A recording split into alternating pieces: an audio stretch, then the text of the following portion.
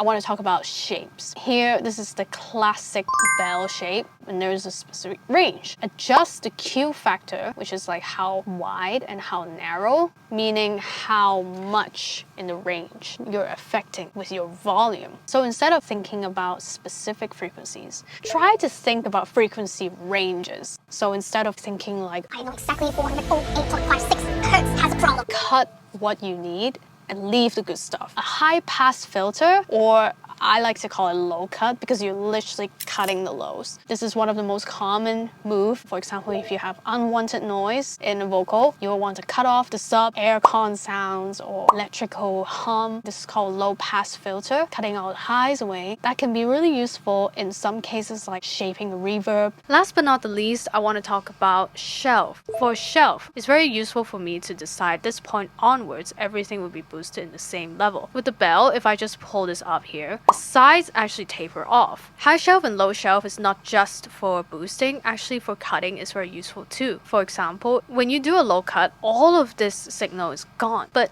there are some cases where I still want the bass to be here. I just want the level to be slightly lower. Then it will be super useful to use a low shelf instead. It's lower in volume, but the signal is still here and I can still have the bass frequencies.